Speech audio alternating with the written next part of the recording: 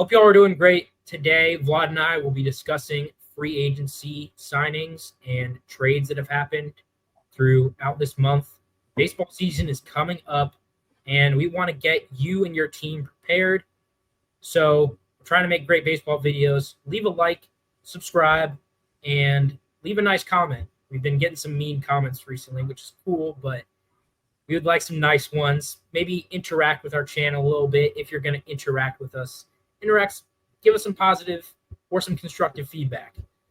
So just to kind of start things off, this is our grading scale. We're going to use kind of the normal grading scale. And the first thing we're going to talk about, already talked about it a little bit on this channel, but we're going to talk about Juan Soto's mega deal here. 15 years, $765 million. Vlad, what was your biggest reaction to this news? And what do you think this means for the Mets and the landscape of baseball? Yeah, it's definitely ridiculous money. Not that it's like an overpay or anything, because Juan Soto is Juan Soto, but $765 million is just otherworldly. So, I guess that's a sign of what's to come with guys in the future. But yeah, I don't really know how else I would really grade it other than like an A, because Juan Soto is just that good of a hitter. So good for the Mets, I guess.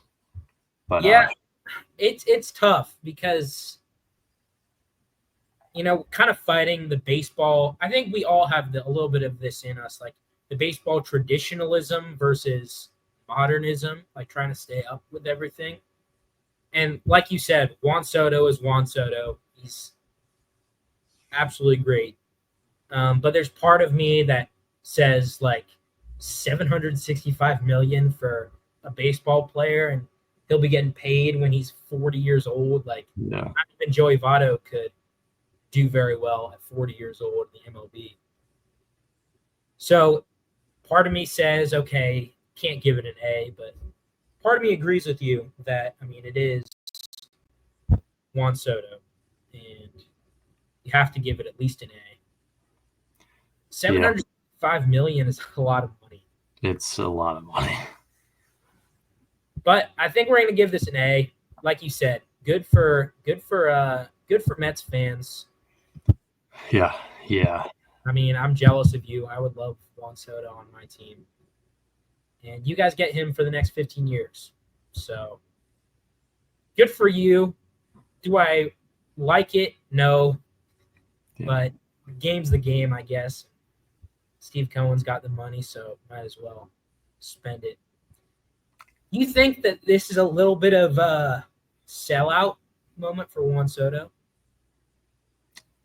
Yeah, I feel like there was always a debate of like, is he just going to stay with the Yankees because like he loves the culture or whatever, or is he just going to take the most money? I think we all knew he was going to take the highest offer. Yeah. Like, I don't know. That's just kind of the vibes I get from him. Like this is his fourth team now, and he's 26. Yeah. So yeah, I talk about like the hometown discount or whatever. That was never happening. No. I think some Yankees fans were a little delusioned. Yeah. I think that didn't happen. Yeah. But hey, good for you. We're, like we said before, we're a pro bag chasing show. But at the same time, it kind of sucks to see, not a lot of loyalty much anymore. Like, I remember when Trevor Bauer, when he won the Cy Young with the Reds, and he was considering where to resign. And he was saying, like, oh, I love the Reds. The Reds are the best. And I'm like, yeah, you're not coming back. Yeah. Yeah. We kind of just knew, but it is what it is. The Yankees, however, as you'll see throughout this presentation, have tried to rebound, and they tried to do so, handing out an 8-year, $218 million contract to Max Fried. Vlad, can you kind of tune in if there are any Yankees fans listening, like what Max Fried brings to the table and if this contract was worth it or not? Yeah, there's like a lot of haters of Max Fried out there. I don't know why, because just heard so many people say he's overrated, and Mhm. I don't really understand that. Like, he's always been really good. All his underlying stuff is very good. I guess it's just like the recent injury bias. Like, people have been calling him injury prone as well. And like, he was hurt this last year, maybe the year before, but it's not like he's constantly banged up. Like, he's constantly produces whenever he's on the mound, and he'll fit right in at Yankee Stadium. He's got a great ground ball rate. I want to say it's like 90th plus percentile ground ball rate. Mhm. Um, There. so that should play well there. The only, I guess, concern is the length. I did not think he was going to get 8 years. I was thinking more of like 6. Um, but I mean, if you get a good 4 or 5 years out of him with how he's been, I would call it a win. Yeah. I would agree.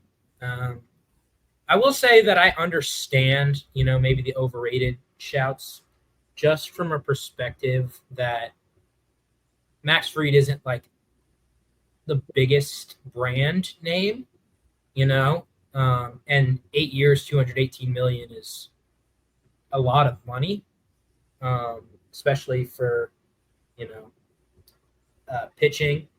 Like you said, the length being 8 years. And there are a couple injuries he's had, but, every pitcher nowadays has some injuries. Right. And you're right. Like, I'm just looking at his stats, and every year he's just completely balled out on the mound. Your ground ball rate was a great insight. Um, I think this is a good signing.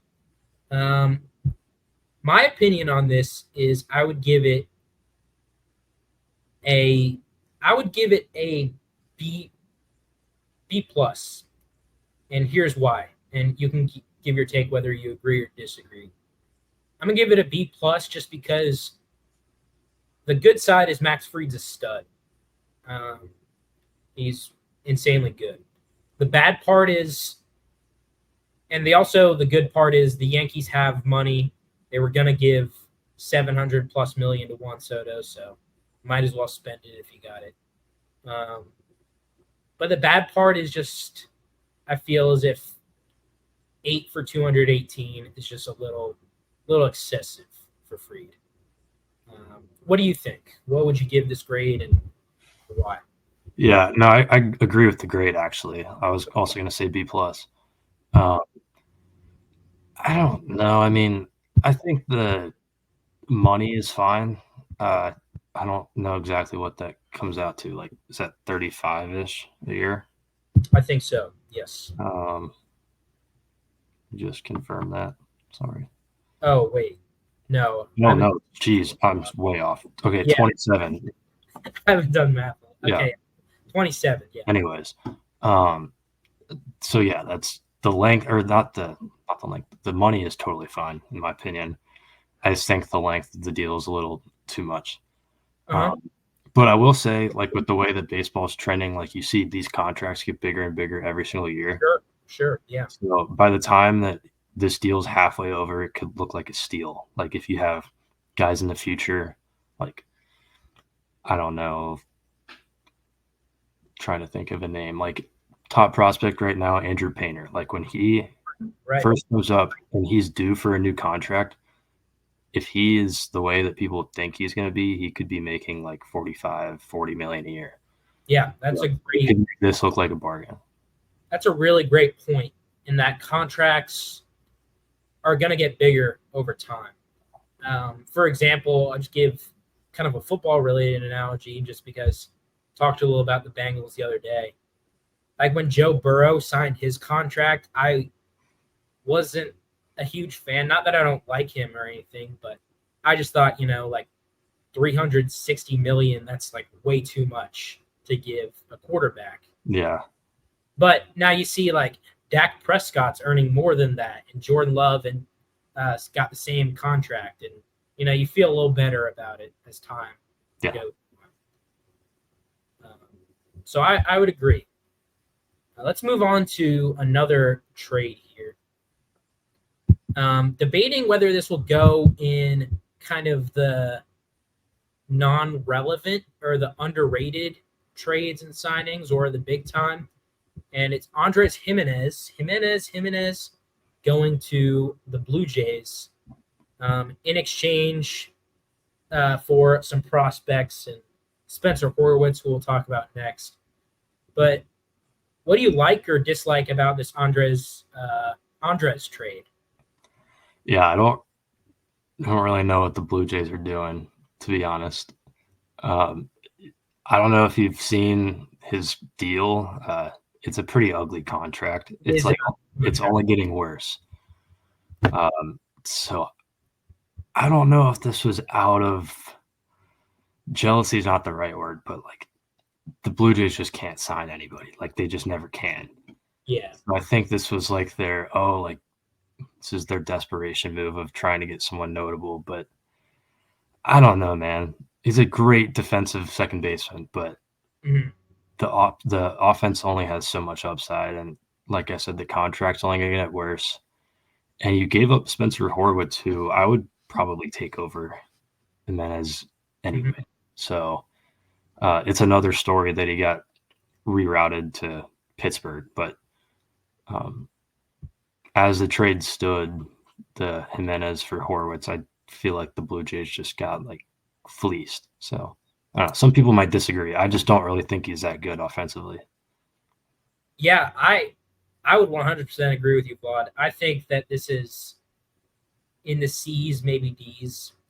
When you look at it on paper, Andres Jimenez, like if you look at specific stats, like the WAR stat, for example, and they're like the Golden Glove stat, you'd be like, oh, this is phenomenal for the Blue Jays. But when you look at the underlying stuff, in the 2 years that he's won these Gold Gloves, in the years that he's gotten these 2 contracts, his hitting has just gone down and down, which is kind of because he's kind of a soft contact type of guy. There's just not much there. I mean, I'm looking at his exit velo stuff right now, and 9th percentile in average exit velo, 5th percentile in barrel. Like, it's not that promising. I mean, people say that he had like a good offensive year this year, and he had a 638 OPS. So yeah, it's interesting. I mean, if he can go back to 2022, he had 17 homers, 830 OPS. Like that's more than fine, but yeah, it's just kind of weird. Like he's almost regressing already, and he's 26. So yes, I think that's a big problem, actually. And I think the Blue Jays were kind of desperate here. Like you said, they don't really sign many people, and they maybe saw Andres Jimenez was available, and they probably just said, threw caution to the wind and said, we'll give up a couple of guys to get him.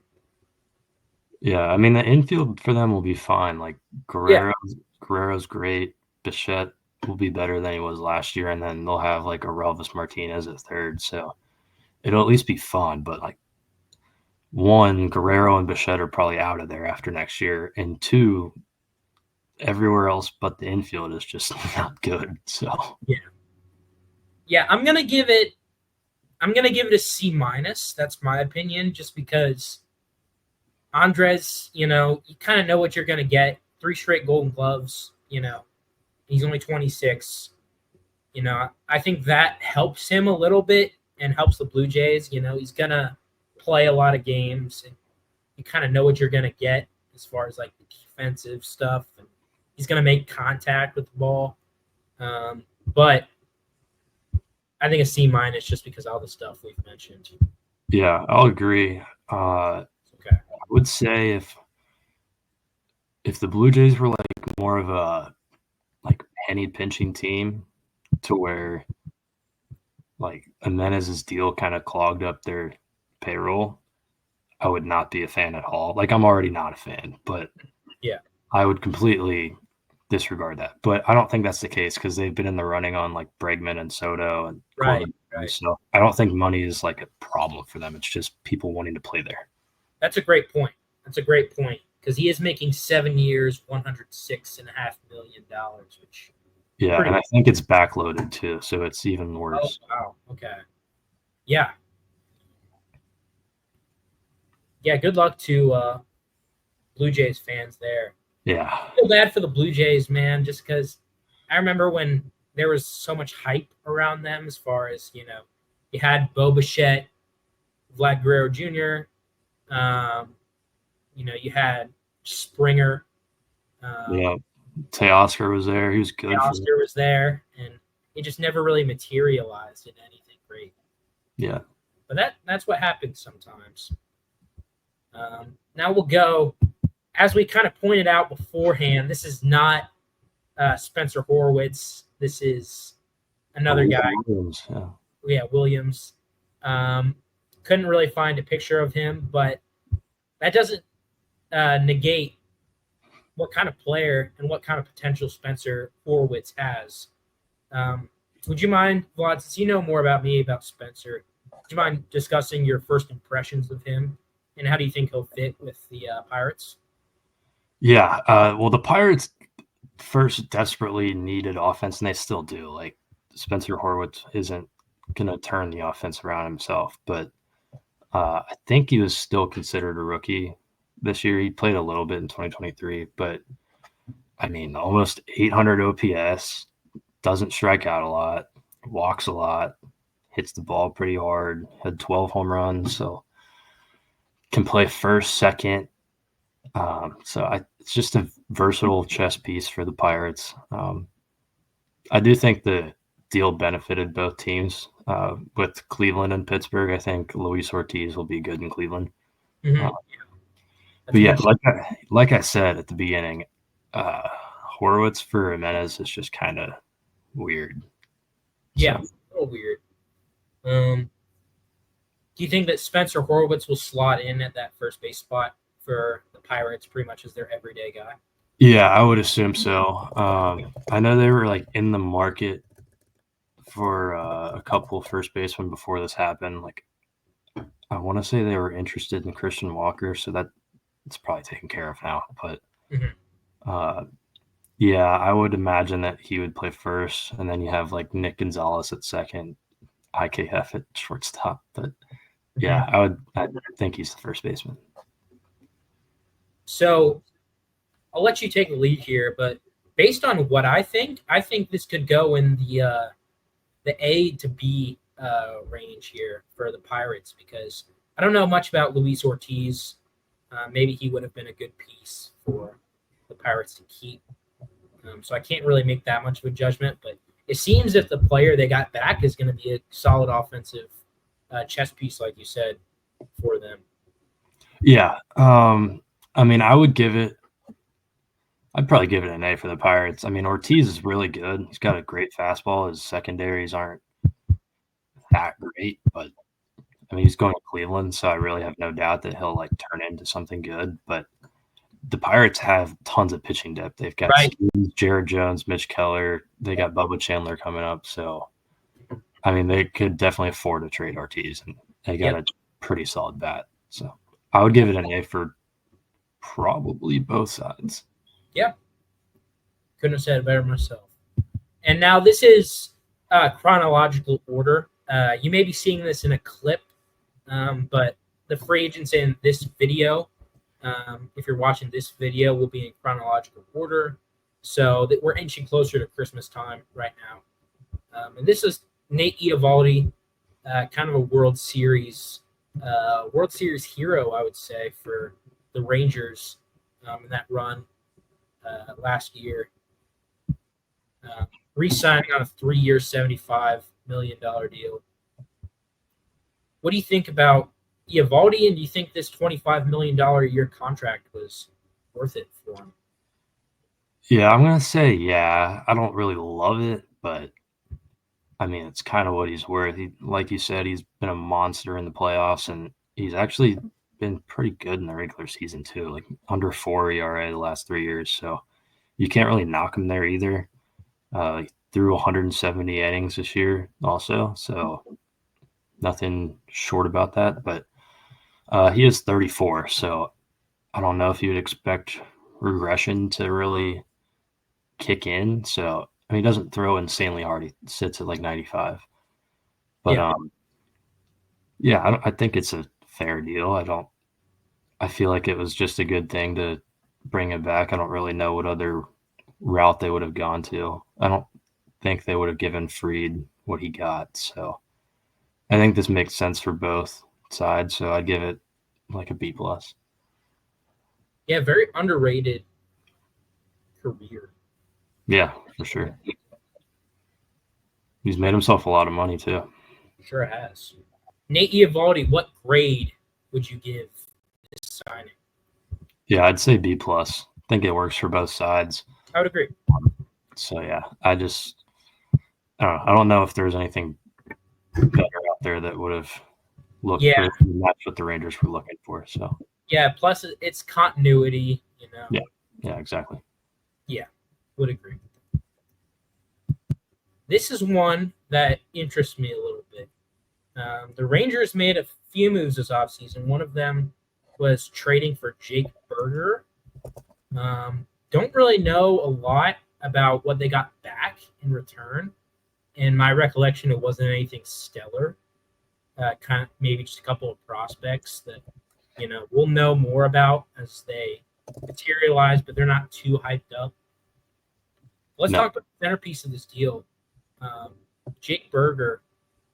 Where do you think he'll fit with the Rangers? And tell us a little bit what you've maybe noticed about his career in Miami, since there are a lot of baseball fans that don't know kind of what he's about. Yeah, it's kind of a weird dynamic. I mean, Berger started with the White Sox, so you're automatically not going to be that relevant when you play for that team. But then he was traded at the deadline in 2023, I believe, to the Marlins and hit really well. He's like their best hitter. I think he was their best hitter last year. He just is awful on defense and he swings and misses a lot. But when he does hit the ball, he hits it very hard. So, I mean, I think he fits the Rangers lineup though. They traded Nate Lowe, so Berger can play first now, but they got a good mix of hitters there. I like their catching situation now with Hyman, Higashioka, and then Seager and Semien, Jung, Carter, Langford, Garcia. So they'll definitely have a good lineup. I don't really know what the Marlins are doing though, because they didn't really get a whole lot back. Yeah, that's interesting that you say that, because I didn't notice anything for the Marlins originally, because I didn't have anything written down for this. But not much to be said about Berger. I think you kind of laid it out. Hits home runs, swings and misses, plays bad defense. Kind of that archetype there. He kind of even looks like a guy who would fit that archetype, honestly. Yeah, and they've got him for, I want to say 4 or 5 years. Okay, wow. That's interesting. So lots of control too.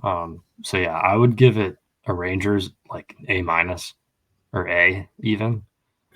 I would give it an A just because they didn't have to give up much. And exactly. Time, I really like the Rangers team, how it's looking for this year. Yeah, me too. And they got a really solid reliever back, Robert Garcia, back for Nate Lowe. So, I mean, I think Berger will replicate what Lowe did offensively. So, I would agree. Like anytime adding Garcia, it's fine with me.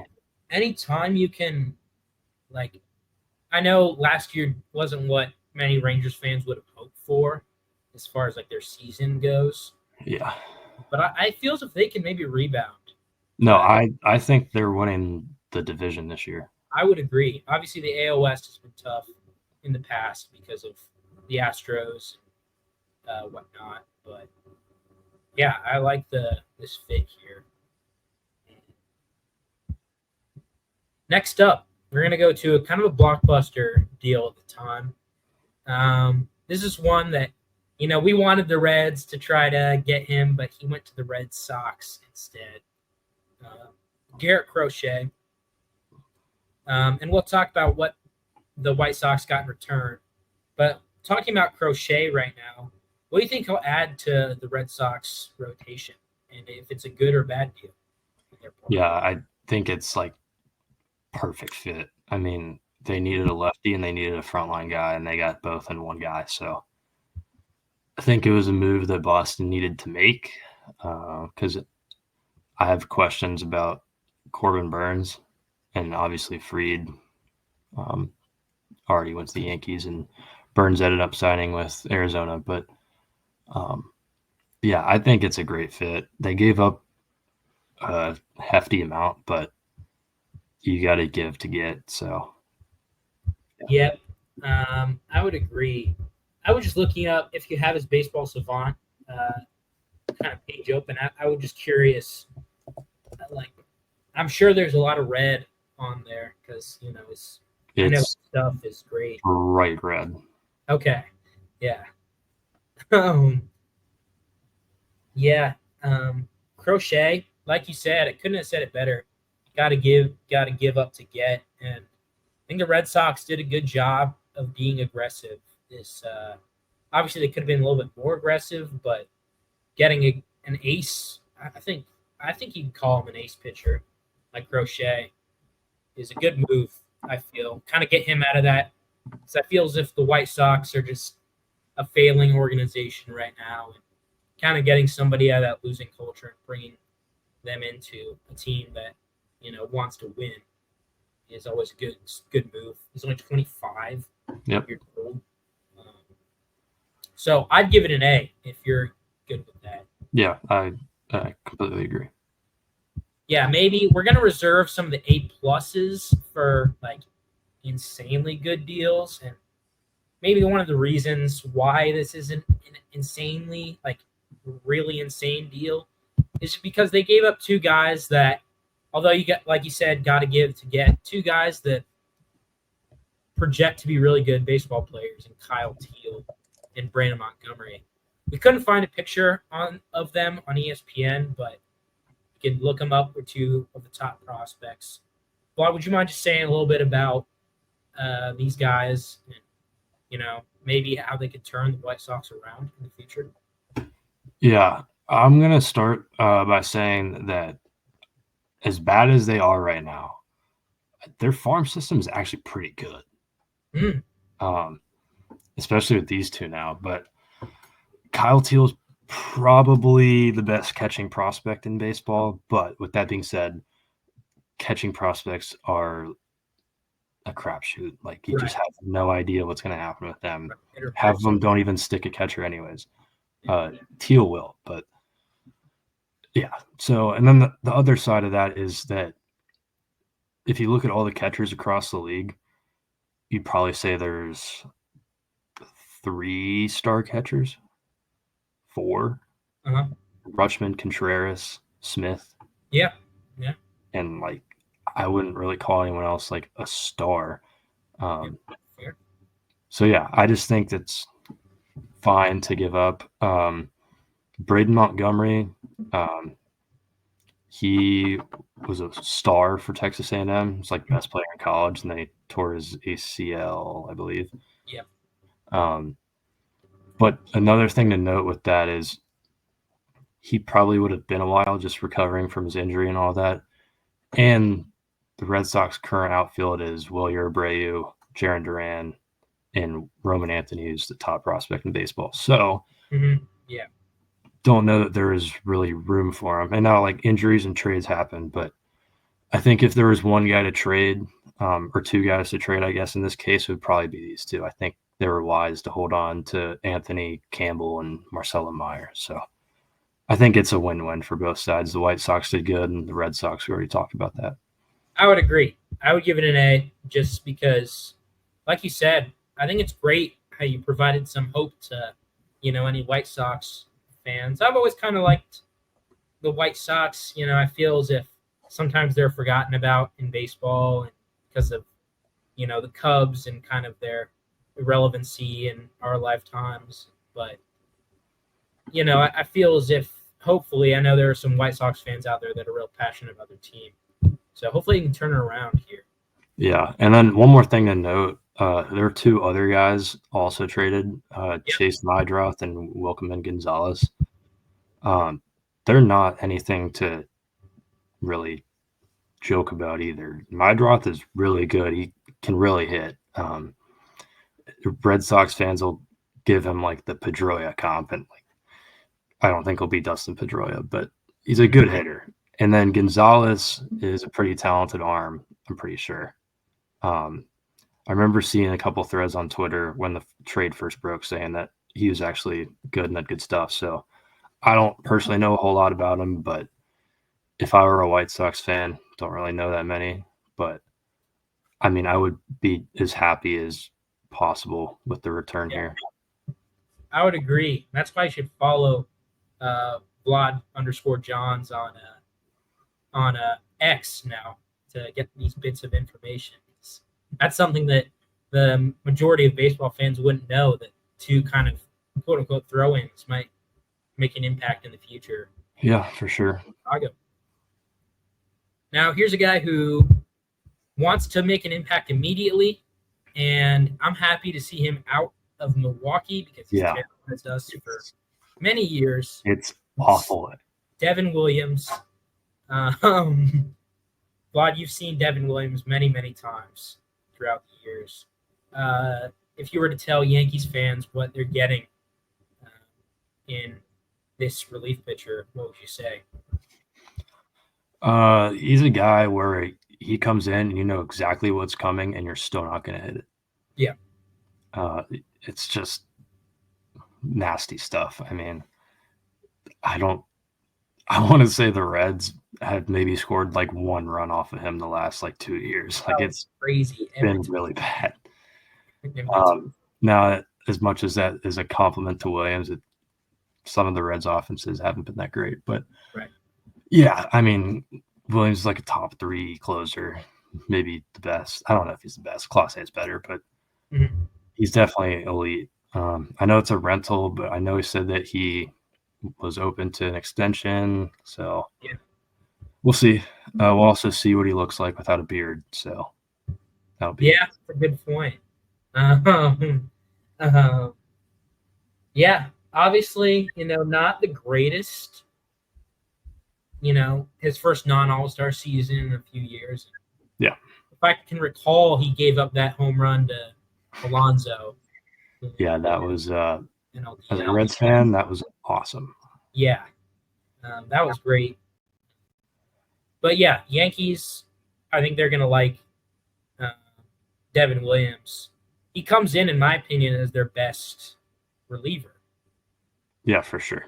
I'd much rather have him closing out a game in the World Series than Luke Weaver. Yeah. Luke Weaver was serviceable, but yeah, Williams was hurt the first half of the year, I think. Or at least somewhere in that like timeline. But yeah. And then not the Yankees.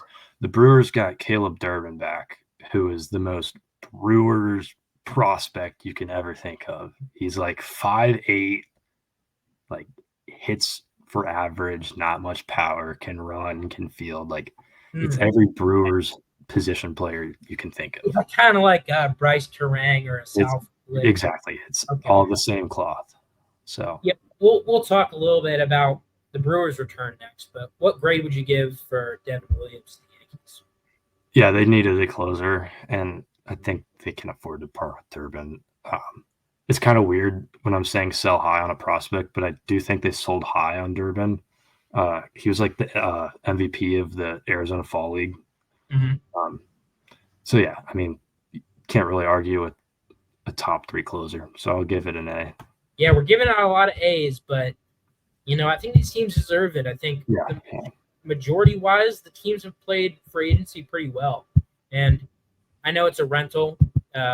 But like you said, he might be open to extension, and it's New York, so they can extend people. And but we'll get to the Brewers Hall here. I put Nestor Cortez up here just because I didn't do too much research into Durbin, like you said. Durbin probably will end up being the headliner of the deal, but Nestor is kind of the more well-known name. For example. But if you were to give a grade, we'll go kind of quickly on this one. Maybe grade kind of the haul the Brewers got in return. Yeah. I mean, for a reliever who's a rental, I think it's like fine. I would say like B plus. Like they didn't get anything crazy, but like Nestor's like a Brewers pitcher. Like doesn't throw that hard. He's got like the kind of funky delivery and like 5 pitches. So he'll fit them fine. I'm sure he'll terrorize the Reds this year. But yeah, absolutely. Yeah, I would much rather face him than Devin Williams. So I'll leave it at that. Yeah, I think I would agree. I think Nestor Cortez. He had a good run. I think. Well, I mean, kind of a good run in New York, but I feel as if his time there had kind of run its course. Yeah, and I mean everyone gives him all the hate for the Freddie home run, but it's one batter. Right, I mean, right. But very Brewers Hall, I would say. Durbin. Sure. Yeah. Looking at him, he fits the team well. And as much as we dislike the Brewers, got to give them credit. Yeah. They always seem to kind of bounce back. Like when they lost Josh Hader to the Astros, I was very happy because I didn't like facing him, but they've always been able to kind of weather the storm and bring people up. They just figure it out. So. We are now going to go to another NL Central team. It was a trade that kind of shocked me. I didn't think this guy was going to leave. And yeah, Vlad, let me know what you think about Kyle Tucker to the Cubs. And, did the Astros win, lose this trade? I think the Astros won for right now. Okay, wow. Okay, Kyle Tucker, the player, is awesome. He's like a top 10 player. Great player. But he is a rental. And they gave up a lot, the Cubs did, for a rental. It was – we'll get into them. But besides Tucker, they haven't really done anything else. They got Matt Boyd. But I feel like adding a superstar like Tucker is good if you get more pieces to help him out. But they haven't done any of that. They traded Bellinger away. Yes. So it's like, okay, bring in Tucker to replace Bellinger. Like, obviously Tucker's better, but is that difference gonna like put them in the playoffs? Does that make them a World Series contender? Like, I don't think so. Absolutely. So I feel like they gotta, whether it's extending him or re-signing him after the season next year, like if you're able to keep him, it's obviously a win for the Cubs. Like, it's Kyle Tucker. But if he walks, I mean, the only way for it to be a win if he walks after the season is if you like win the World Series. Yeah. And I don't think they're built for that right now. So I'm going to say for the Cubs right now, again, this could change if he stays, but right now, and keep in mind, they've added no other pieces to supplement him. I give it a C. Wow. Okay. This is very interesting, your opinion. Because a lot of people in the MLB, scene would disagree here. They would kind of just look like I'm looking now at Kyle Tucker's numbers. Their jaws would drop, just because, I mean, every single year, even in this kind of injury-filled year that he had last year, he has been an insane player. MVP votes, Silver Sluggers, All-Stars, all that. But I would agree with you here. Yeah. I would agree with the C. Obviously, it'll change, like you said, but I think it's a phenomenal point to where you need to add other things. And they pretty much what they did this offseason so far is they swapped Bellinger for Tucker. Like the question you asked, Cubs fans, how many wins is that going to translate to? Yeah, like maybe like if all goes right, like 3 or 4 more, and then you're like a fringe wild card team. Yeah. But yeah, So I don't know. I can't give grades either for like what ifs or theoretical things that haven't right, happened yet. So like right, if they went out and signed Bregman tomorrow, like okay, like now yeah, we're talking.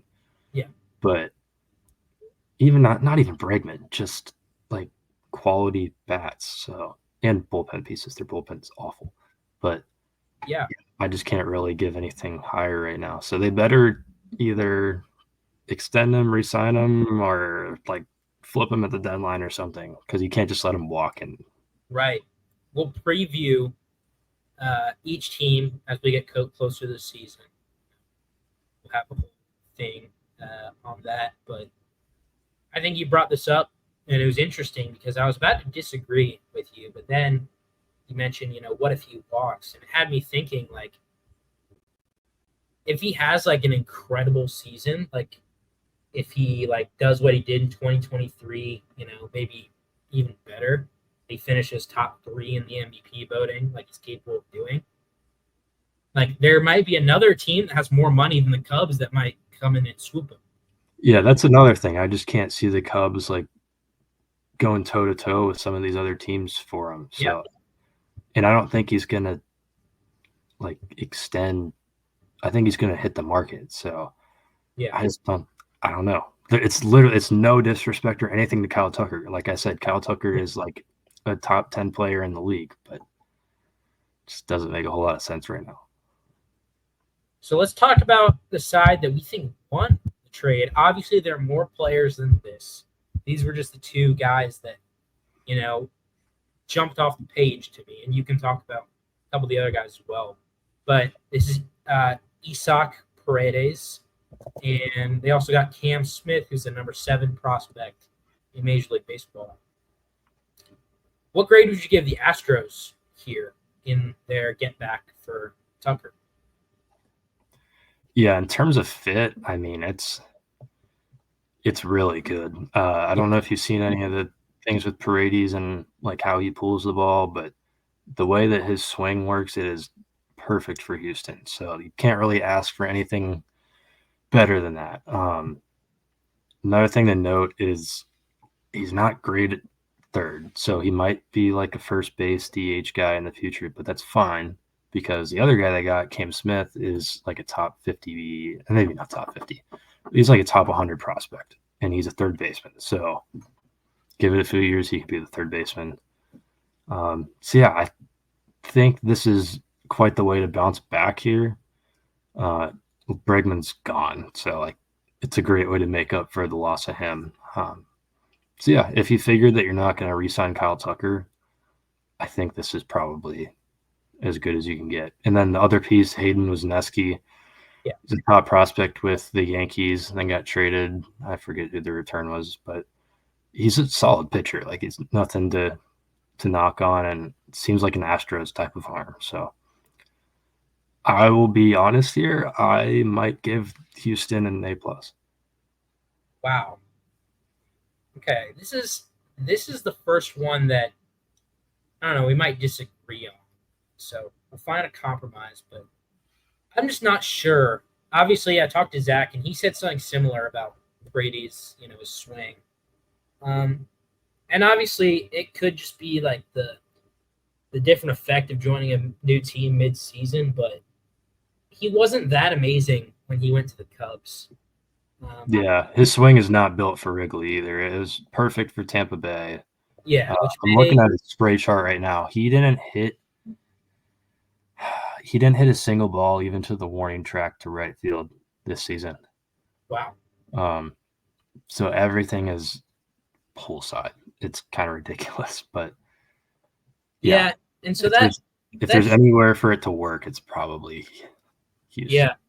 I mean, it's a fair point, but I'm just a little worried about Paredes as far as like, you know, was not good at all in Detroit where he started out his career. And then he goes to Tampa Bay, kind of has a resurgence there. And I don't know, some part of me, this may be a little shallow, but I'm kind of wondering if this is just an example of Tampa Bay doing the Tampa Bay thing where Yeah, they just make a bad guy good, like they have with a lot of other players. And then Cam Smith, did a little research on him. Seems like a very good player. But at the end of the day, like, I'm not sure if the Astros are contending but if they are trying to contend again, Kyle Tucker is, a great guy to have. And I know his contract's expiring, but I might disagree with you a little bit on the A plus. I was thinking more of a B. So we'll split in the middle and we'll go A minus on this one. But yeah, I see your argument. Like, I don't have anything against it. Yeah, no, I definitely see yours as well. And I hope it works out. I hope the Cubs lose this. Yeah. For all, as a Reds fan, I hope all these guys are amazing in Houston, and I hope Tucker walks after a year. So, but yeah, if you're an Astros fan or a Cubs fan, let us know if you're watching a clip or this video. Let us know what you think about this trade here. What grade you would give it. Okay, this is a smaller one, but the Cubs. You said the Cubs didn't add anybody, but they did get this guy, Carson Kelly. Yeah. That was a little sarcastic, but Carson Kelly, in all fairness, is a good backup catcher to have. So I put him on this list. Just real quickly, what would you give Carson Kelly as a grade? I think it's like a B. Like, he's fine, but the catching market this year was awful. Right. But the Cubs desperately needed a catcher, so it's fine. Like, I don't know. I don't really have any other words. It's fine. Yep. B. Who's their starting catcher? Cubs. It was Miguel Amaya last year, and who else was it? Yan Gomes. Yeah. So is Carson Kelly? Did I misspeak there? Is he going to be their starter? He'll probably be. I'll at least play a good amount. He's making $5.5 a year. So I don't know. Then I might think it a little lower if they're bringing him to be their starting. I just think he was the best that was out there. I'll leave it as a B because, like you said, yeah, best they could get.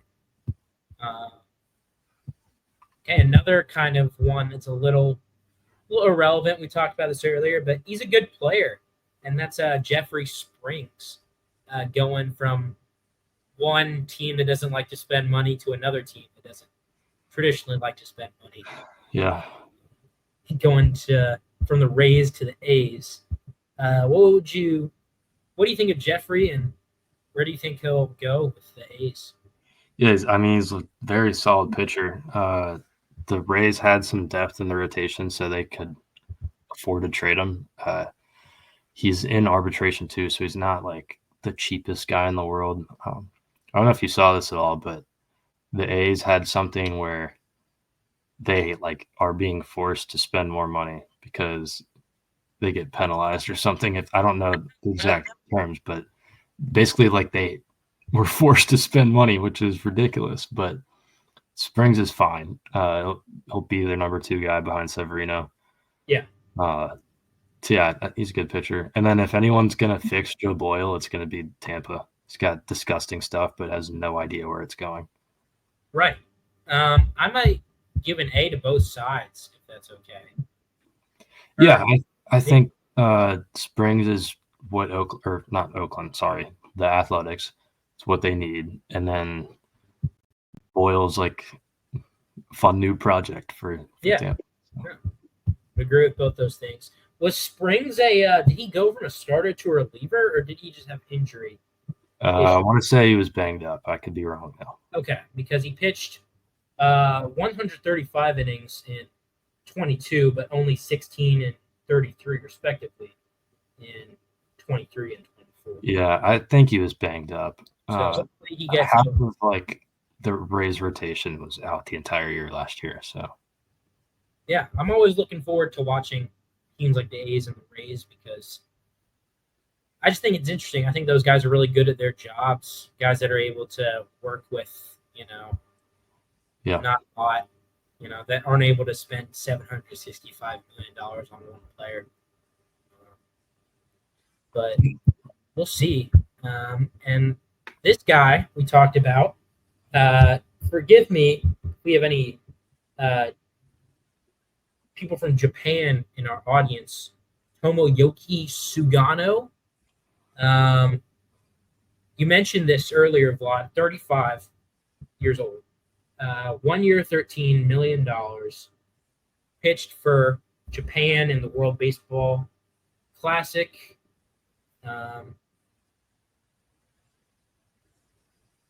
In 2017, actually.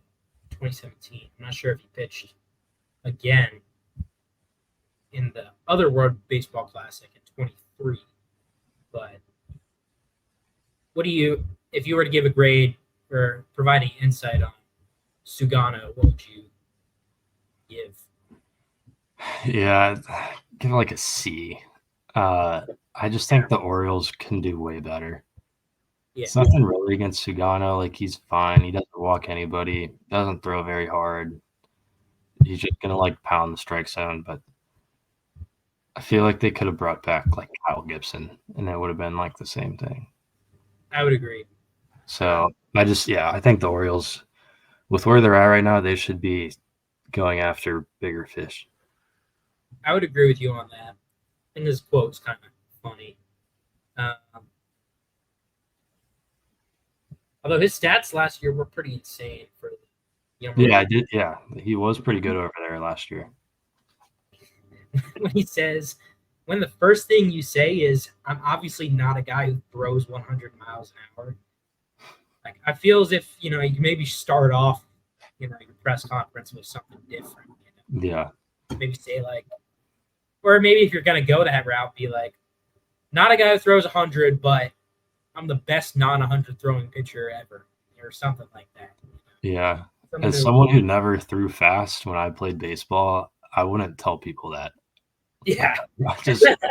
I would just say like I have good stuff or something like that. Yeah. Or like if you like want to really own it, the fact that you don't throw hard and you're just good at pitching. Yeah, like you said, say like, "Oh, my stuff is insane." Yeah, like my slider's gross, or like, yeah, it's, I don't know, it's kind of weird. But he's saying, I'm confident in my command. Obviously very humble. We respect that, but yeah, it's kind of weird 1 year, but yeah, I don't know. We'll see what happens. Yeah, he's giving me some Shogo Akiyama vibe, unfortunately. But hopefully not for Orioles fans. We'll go to this man right here. Kind of an interesting career for him. Cody Bellinger traded for Cody Poteet. Maybe provide some insight on, this trade, what the Yankees are getting and what the Cubs maybe are getting in return. Yeah. People are like kind of back and forth on Bellinger. They're saying that like he's really bad. They're saying that he's really good. Yeah. I think he's like a slightly above average player, in my opinion. Yeah. I think that like WRC plus will be in like the 110 range and he'll play good defense. I think he's playing center. I'm pretty sure. He's good in the outfield. So, I mean, the Yankees just need to replace Soto somehow. So you're not going to really do that, but he's a solid baseball player. And I don't really know a whole lot about Poteet, but I don't really think it's much because they're just trying to dump his salary. So right. Obviously, I think worth it for the Yankees to give him a try. But yeah, Bellinger is just a little confusing to me, just because obviously was the MVP in 2019 with the Dodgers, and had a pretty enormous fall off. Yeah. Then he goes to the Cubs, and I thought that was actually a great signing for the Cubs originally, because you get former MVP into a new element, and he kind of delivered. He finished 10th in the MVP voting in 23, and I'm like, okay, Bellinger, he's back. But then he saw a decent amount of regression last year. But I would agree, a little bit above average baseball player. Yeah. I would give it. I'll give it like a B. B? Yeah, that's fair. Very fair. Does he play center, for the Yankees, or Yeah, I believe. Yeah, he'll play center, and Goldschmidt will play first. okay? Who was their center fielder last year? I forget. Was it Trent Grisham? Is Judge. Judge played center, Played center. Okay. and then Verdugo was in left, Soto in right, but that's Okay. no longer. No longer, yeah. So Judge will move back to right field then? Yeah, and then Dominguez will play left, I believe. Okay. If you're the Cubs, would you have tried to keep Bellinger? Play him alongside? See, I don't know. I mean, like, they do have a lot of, like, position player prospects that are about ready. I don't know if, like, money was a part of this. Is like we can't keep Bellinger and try and keep Tucker. So I don't know. I feel like if they traded Bellinger, that would give them more flexibility, Right. spend or do something. But they just they got Matt Boyd for $30 million, and then Carson. That's a little weird. Yeah. So yeah, I don't really know what they're doing here, but I think we can both agree that's in the D to F range. Yeah, it's a lot of money. So kind of rapid fire here. Mike Soroka or Michael. This is one thing that I've never really understood. See this on some sites he goes by Mike, but then on others he goes by Michael. I just would find it interesting that he's never clarified. Yeah, that's kind of weird. Just real quick, what do you give the Nats here? C minus. C minus. It's just kind of weird. He got transitioned to the bullpen last year and was pretty good. Velo went up like it naturally would. But apparently the Nationals are using him as a starter now, so it doesn't really make a whole lot of sense. Yep, C minus. Sorry, Mike. Yeah, I don't know. Another one here. This one might be a little bigger than Mike Soroka, just because we all thought he would be a Red, but I was convinced.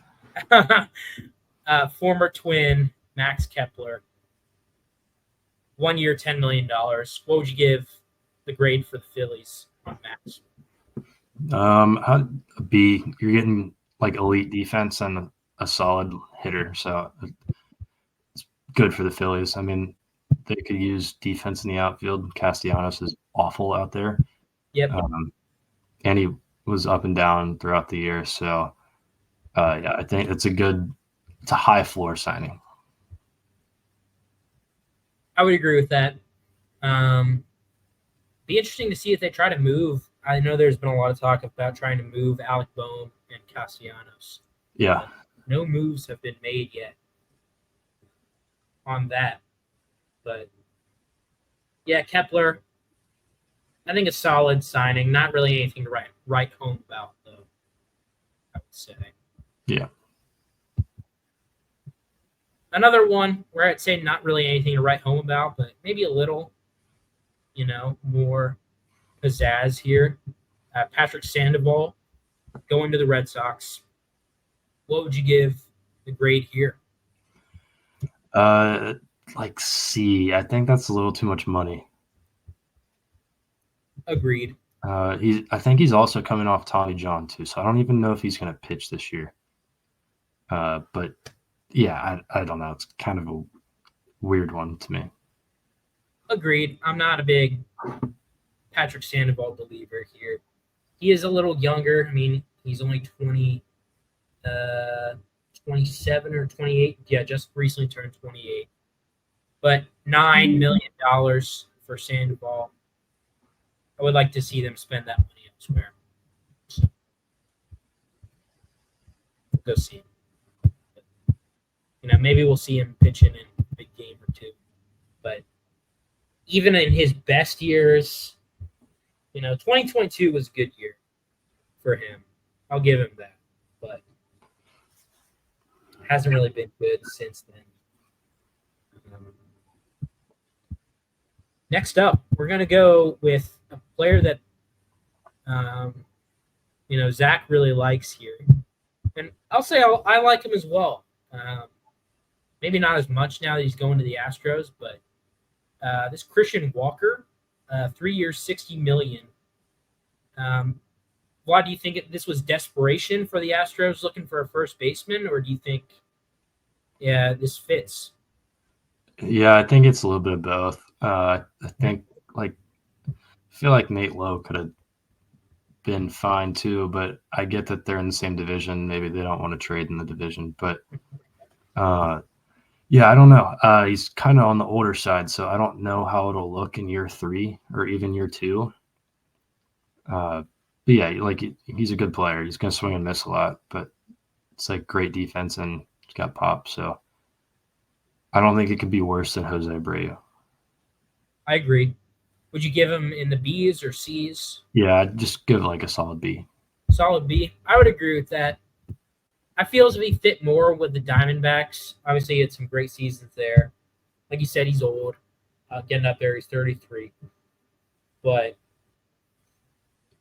I don't know. I feel as if he just played a great role as, an underrated first baseman who just played good defense and, did a job on offense. But, yeah, 3 years, $60 million. Obviously not a huge contract in today's standards, but $20 million is still a decent amount. Yeah. There are other guys you could have got. First baseman. Let's talk about our favorite team now, Cincinnati Reds. We were speculating a few weeks ago on who would be our backup catcher. I think we have an answer now. It's Jose Trevino. We did give up Reds fan favorite Fernando Cruz in this deal, along with Alex Jackson, who didn't even know that he was on our team, to be honest. But how would you grade out this trade? It's a minor one, but how would you grade it out for the Reds? Yeah, I'd give it a B. Trevino's a good backup. It's great defensively, and he'll definitely be better offensively than Luke Maile was. Yankees fans think they fleeced the Reds because they got Fernando Cruz. Right.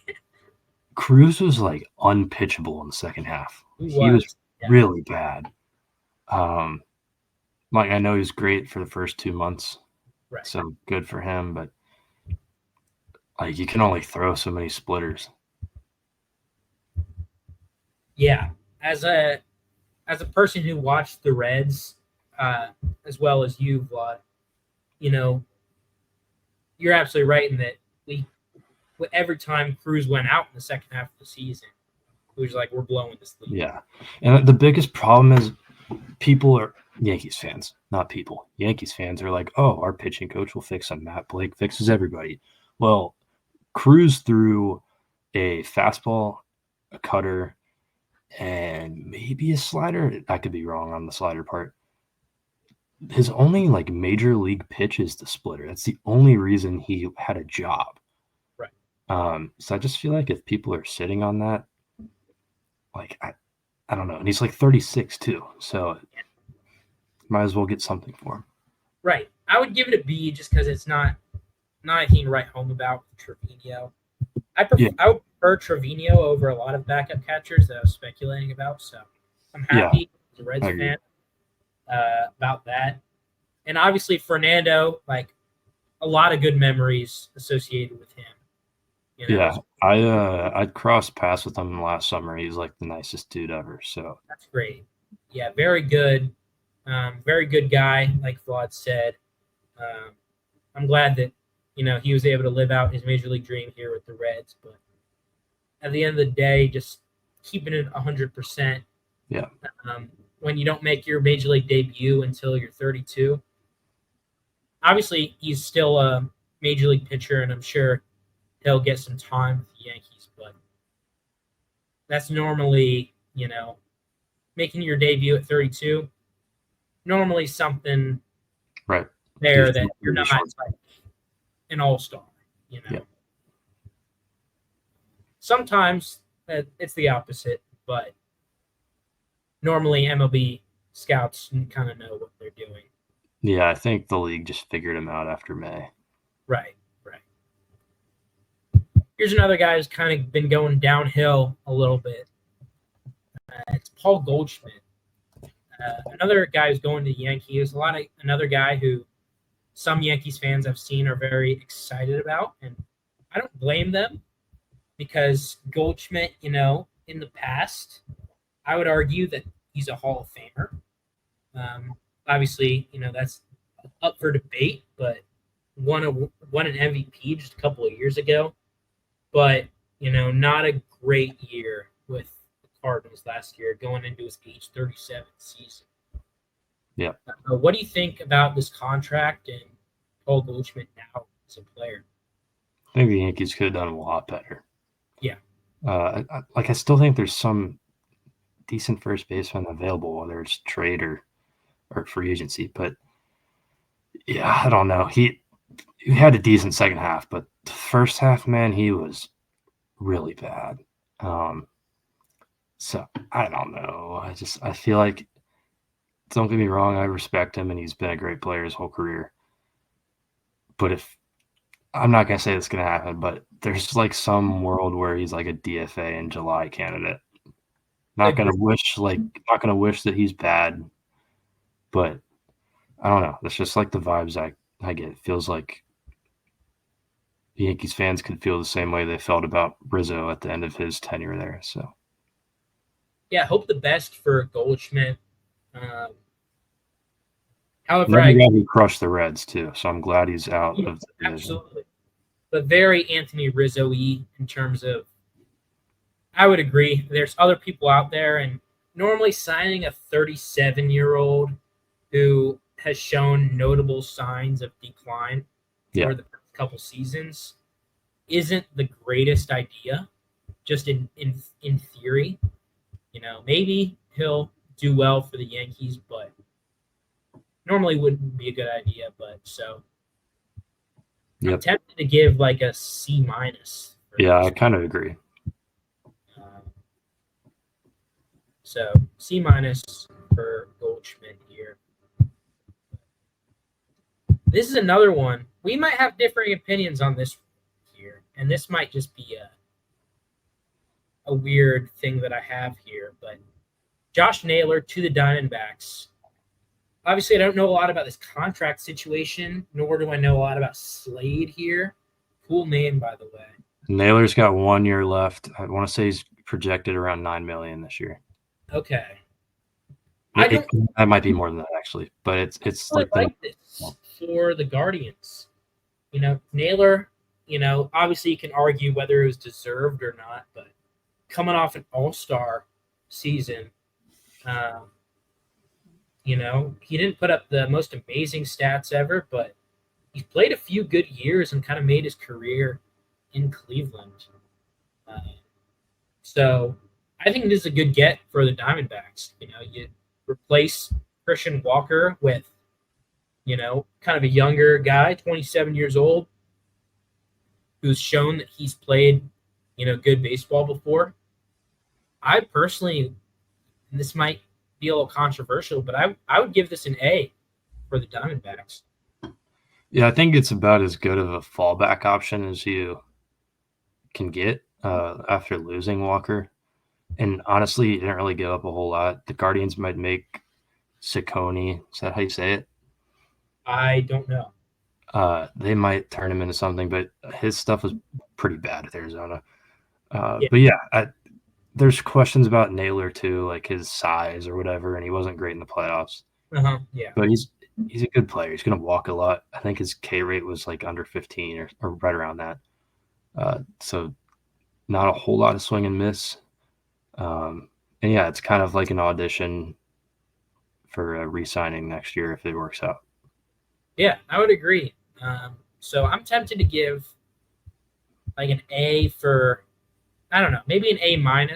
I was going to say A- for the Diamondbacks, and I don't know. I personally would give maybe a B- or a C+ for the Guardians. Yeah, I get that he was a rental, and the Guardians have Manzardo. But another thing to note is they turned right around and signed Carlos Santana. Yeah. Right. We'll talk about that. Yeah, so I think Santana replicates what Naylor would have done, but I'm looking at Saucony's stuff, and it's just like not a lot to be excited about. So I don't know. I'm sure they see something we don't, but first glance, it doesn't look promising, I guess. Yeah. And I know you don't have a brother, Vlad, but I think it's just interesting how trading one brother away. I can just see that from a mental aspect, not because it was a cool story with Bo and Josh, playing on the same team, all that stuff. So I don't know if they were to trade him away, to disrupt the brotherly duo. Yeah. I feel like you could have gotten something better back than Slade here. Yeah, I don't know. I mean, it's the Guardians. I'm not going to question them. They always figure it out. But Absolutely, they do. So, yeah. Now we got a guy who I used to like a lot, and I still believe in, actually, even though he's, maybe not the player that I thought he would be. And it's Jesus Luzardo going to the Phillies in exchange for some guys who I didn't know anything about, but maybe you did. What do you think about this trade here for both sides? yeah, I think the Phillies did a good job here. They definitely bought low on Luzardo. He had some like injury problems and stuff like that. I think the Marlins did like okay. The biggest guy they got back was Starlin Caba, shortstop. He's going to give you great defense, but 5'9", a $160, so he's not going to hit the ball out of the park. So yeah, maybe like an Xavier Edwards clone, almost.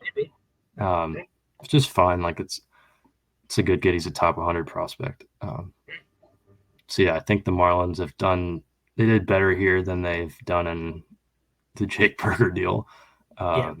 So yeah, but Luzardo's a good get for Philly. I think they probably have the best rotation in baseball. Maybe them and the Dodgers. I would agree. What would you give Luzardo to the Phillies? Like A-. A-. I think that's what I was going for as well. Obviously not the biggest name brand yet, but I'm a big Jesus guy. I really liked him coming up on those A's teams. Obviously never panned out there fully. Yeah, no. Best years in Miami, which, a good year in Miami is not anything too noteworthy because these Miami teams haven't been that great. But I think Jesus has a chance to bounce back. Only 26 years old. Yeah, he was banged up last year too, but before that he was pretty good. So. Yeah. First Peruvian-born MLB player. Did not know that.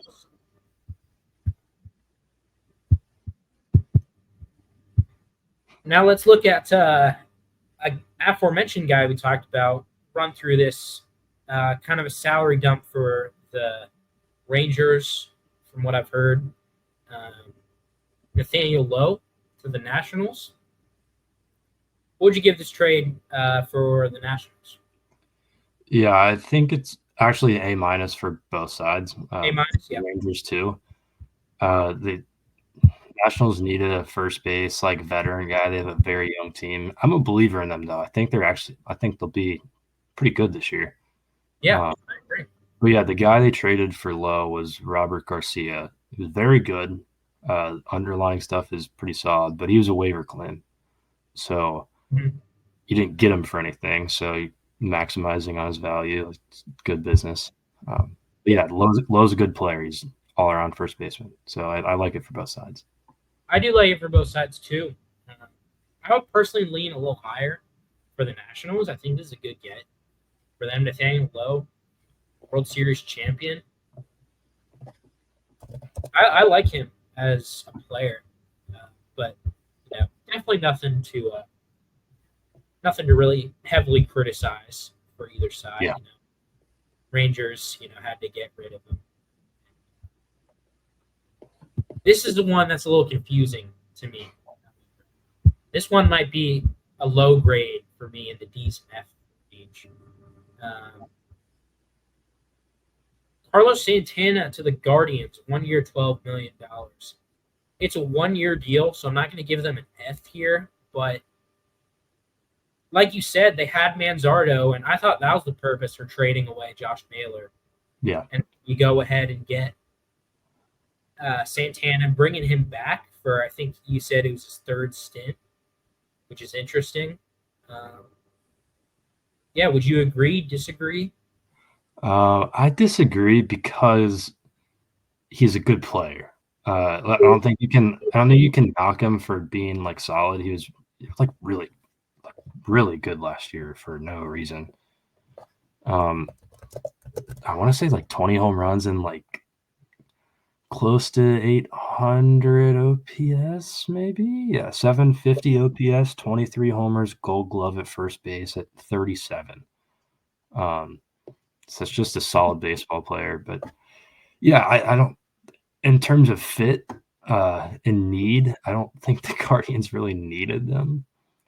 I think Manzardo or John Kenzie Noel could have played first, and it would have been fine. Yeah. But he's a solid player, so I can't really give it. I'll give it like a fit. I give it like a D plus player. I give it like a B minus. So I'll go like C. Okay. We can meet in the middle there and go C. He is solid, and he did have a good year last year with the Twins. But I don't know. I just see. He is 38. I will say that. I just don't know. Like you said, Manzardo, John Kenzie. But like you said earlier, the Guardians seem to work things out. I wasn't very happy when I saw this one, just because, I don't have great memories with Andrew. Sure, he's a good guy and all, but he's a Pirate. And he's coming back to the Pirates, maybe a little hometown signing for the fans here. What do you have to say about Kutch? Yeah, I can't really blame him for going back and not retiring either. Like, he's still a solid player. Yeah. He's definitely more limited than he used to be, but like, he's still a good player. And I don't, at this point, ever since he came back last year, I don't really think he's going anywhere else. So yeah, good for both sides, I guess. It's a good player, and it's not like it's time for him to hang it up. Like I said, he's still producing. So no, solid. I'm down to give him a B if you will. Yeah, that's totally fine. Obviously, you can give them a little more. I could see if you're a Pirates fan and you say, okay, this is an A. We're bringing back a guy who still can hit well. Still is athletic. Wouldn't blame you if you said that. 20 home runs last year. But at the end of the day, going to be 38 years old. Yep. And same thing with Santana, pretty much, but the fits. I'm just more of a fan of kind of, if you're not like, I love having the veteran guys on the team, but I'm also a fan of letting the young guys rock, like the younger guys, seeing what you have. Yeah, I think that's definitely a big part for Cleveland, like of your point, especially of what you made. Pittsburgh, I just don't know exactly what they have in that outfield. So, I don't even know if he plays the outfield. He might just DH. But yeah. Yeah, I don't see an issue in like, maybe the Pirates are going to be better than I think this year. Maybe they'll even win the Central. I don't know. So maybe it'll be good because the division is kind of up for grabs. But I don't see Pirates winning the Central this year, at least. No, I don't either. I really don't. No, I'll probably pick the Brewers just because it's gonna have to take them losing the division for me to believe that they're not gonna win it. But yeah, I don't know. It's definitely up for grabs though. So I feel as if you're not like, winning, like for sure, like contending, like I think giving younger guys a chance to try to fill that spot. But at the same time, I am the guy who complained about the Reds not bringing back Votto when they were having like some other guys playing first base, like they had Hunter Renfroe playing first base one game. Yeah, Votto could have done that, So, hey, I'm all for it. guess. Now there's a guy here, Manaea, who, really had a bounce back year after it looked like he was going to fall off the map. He ended up bouncing back. I heard he changed his arm slot a little bit, and now he's getting a $25 million deal with the Mets. Yeah. What do you think about this signing here of Manaea? It's great work from Manaea. Yeah. I personally think he peaked a little bit. I'm not calling him a bad pitcher or anything. I think he's great, but I think he definitely peaked a little bit last year, and he's being paid as such.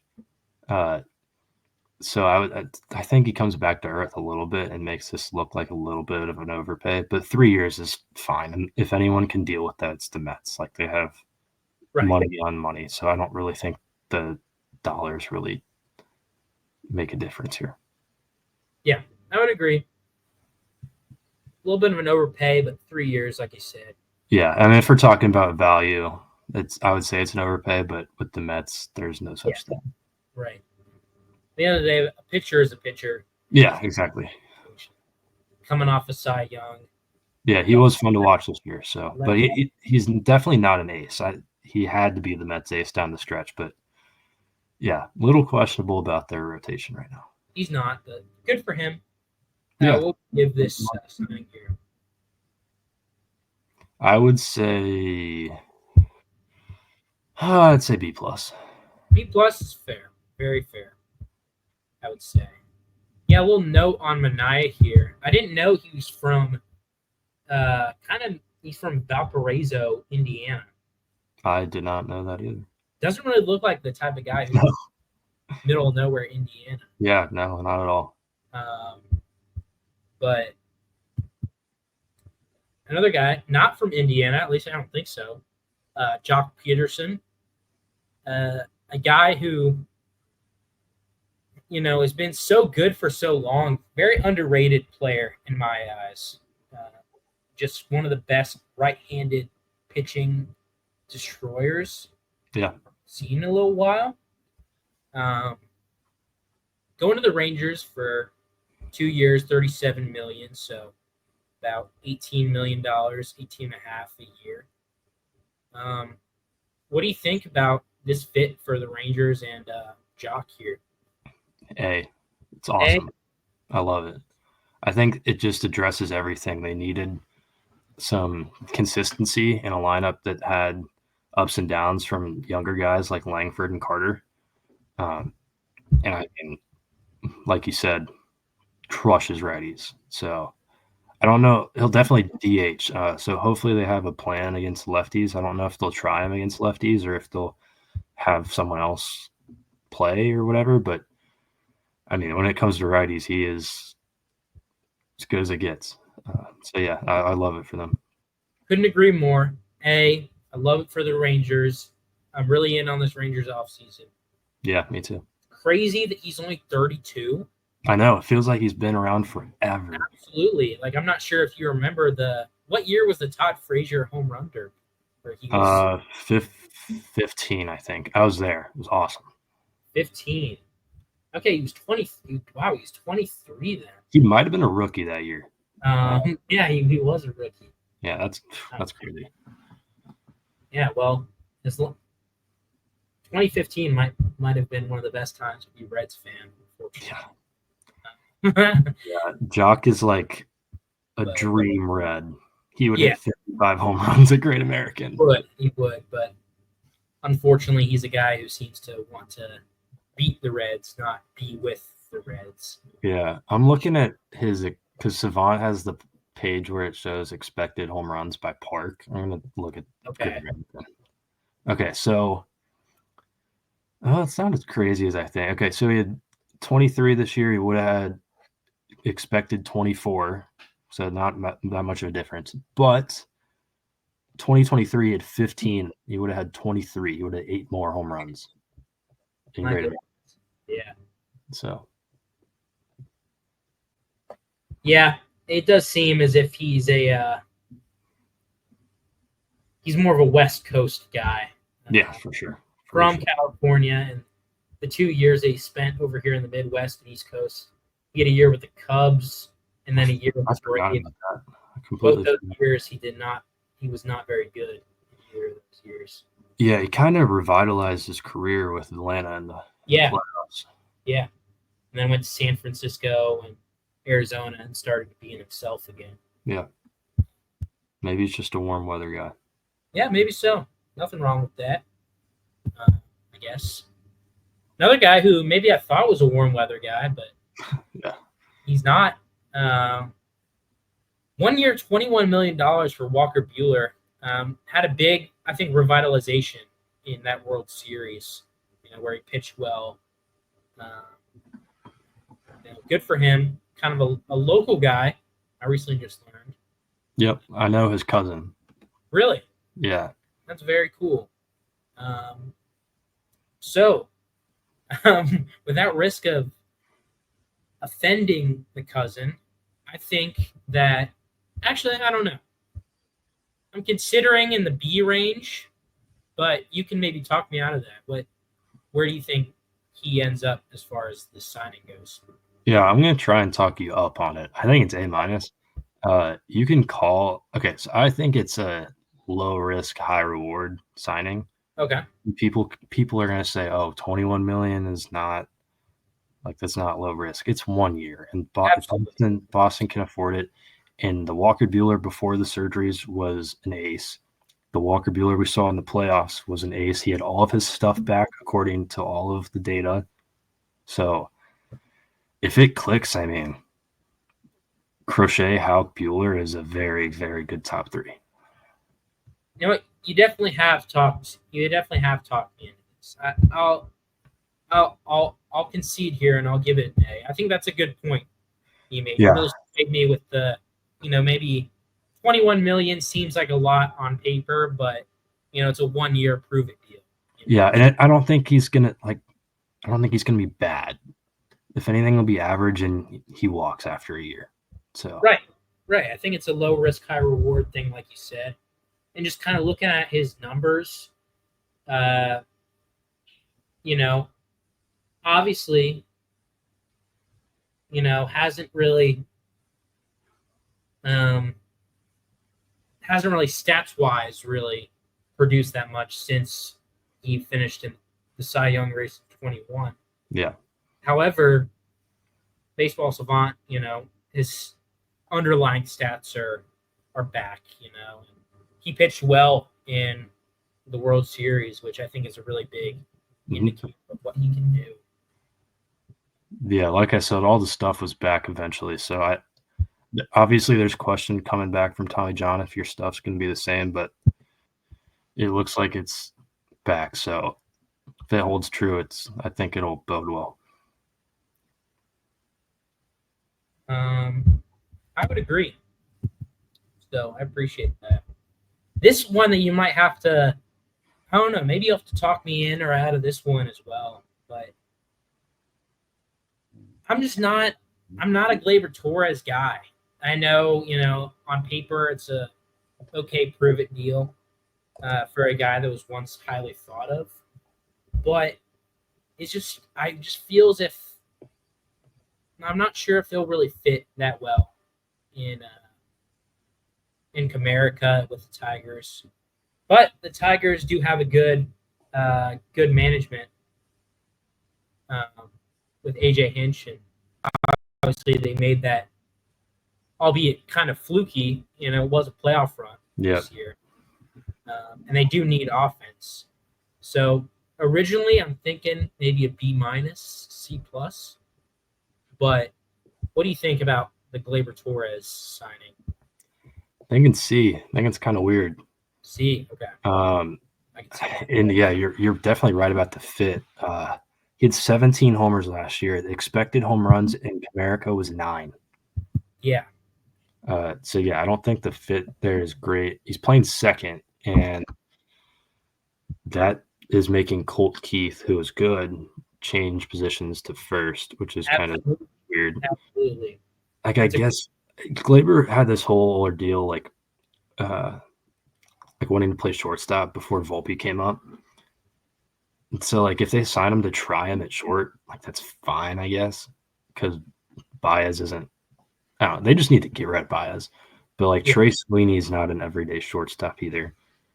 So, I don't know, it's kind of weird. He had a really good 2023, though, so if they're banking on him being, like, a gap-to-gap hitter, I guess it's fine for a year, but I don't know. I feel like other people could have made way more sense here. Just kind of strange. I don't know. Maybe I'll get proven wrong. But, yeah, I'd say C. I would agree. I've always felt as if, and maybe, you can produce a stat that proves me wrong here, but I just feel as if Glaber was always a guy who was a good player in New York, but he kind of got that New York hype where whenever a New York player does relatively good and is relatively exciting, they're hyped up to the max. Yep. And, maybe going this change of scenery to Detroit will help him. I could definitely see it happening, but I just feel as if, like you said, moving Colt Keith, who I think is kind of not a franchise cornerstone, but a guy who's going to be with them for a little while. Right. And they gave him one of the rookie extensions, where they buy out the arbitration year. So obviously they have faith in him. But yeah, I don't know. It's kind of weird. Replacing him with Gleyber Torres got to kind of shake his confidence a little bit. Like, hey, you're bringing in Gleyber Torres to take my position. I don't know. It's just a little weird to me. Yep, I agree. But yeah, let's talk about Teoscar. Obviously, a guy who was great this year, pretty phenomenal in my opinion. Yeah. Played great in the playoffs as well. Going back to the Dodgers, 3 years, $66 million. What grade would you give Teoscar here? I think it's good value for the Dodgers. I would say A minus. Only reason I don't give it an A or an A plus is I don't think he's going to age that well. Right. He already strikes out a ton, and as he gets older, I think it's natural that the bat speed and stuff like that will decline. So I think that's only going to make it more susceptible to strikeouts. But if it works out, if he has another good year this year and he's good for half a season next year, or he's good in the playoffs, it's fine. The Dodgers can afford it, obviously. 100%. I like how you said A minus there because immediately I was like, okay, this is an A, no doubt about it. Bona fide star. And while I do agree that, bringing a guy who was a key part of you winning the World Series back, it's kind of something you have to do, especially when you're the Dodgers and you have unlimited funds. I can't see, he's going to be 32. He is 32. And a lot of his game does rely on that bat speed and, hitting home runs and stuff like that. But, at the end of the day, can't complain about it too much. No. So bat speed this year was in okay, never mind. I was going to look at bat speed over the years, but that just became a thing this year. So okay, this year he was in the 73rd percentile, which is good. So I'm interested to see if it stays the same or if it declines next year. Yeah, we'll be interested here, but at the end of the day, Teoscar, I think, very underrated player, and I'm glad he's found a home here. Yeah. Los Angeles after essentially taking a prove-it deal last year. This is an interesting signing here. I don't think either of us, when we did our predictions video, predicted him going to the Diamondbacks. No. Maybe, you might have considered it, but I didn't. But the Diamondbacks take a swing on Corbin Burns, who had a very great bounce-back year with the Orioles last year. What do you think about this contract, and how do you think it'll age over time? Yeah, I'm not sure where you stand on Burns, but it's kind of weird because he was like a high strikeout guy in his so-called prime. His prime being Mhm. the last like 4 years. This past year, though, the strikeouts just completely like ran away. But he was still a good pitcher. Mhm. He gets a lot of ground balls and weak contact. It's just I don't know. Like that's I don't want to call it a question mark because he still manages to get outs even if he's not striking guys out. Mhm. Uh, so yeah, I can't really fault the Diamondbacks here. I mean, it's a good pitcher. Yeah. So yeah, I mean the strikeouts are going to go away. Whatever. It's Corbin Burns. I mean, they need pitching in that division to win it. So I Can't think be it's fine. either. I would say like B plus. B I just plus. don't think that I did not expect the Diamondbacks to be the ones to do this. And No. I actually didn't know the night that he signed, I was like throwing up sick, and I didn't see the signing until like 24 hours after it happened. Oh wow. I'm glad that you're feeling better. First of all. Second of all, you make a great point on the strikeout numbers going down. But I just don't know. I just feel as if it was. I just feel as if it was a good move. I'm gonna agree with the D plus, but maybe not for a reason that you think. Obviously, he was a buzzsaw, man. In 21 and 22, like Yeah, he's a monster. he was incredible. I can't overstate how good this man was. And then he was still great in 23 and 24. Very rarely do you see a pitcher who makes 4 straight All-Stars in his 4 straight years with getting top Cy Young votes. 5 straight years, actually, if you count 2020.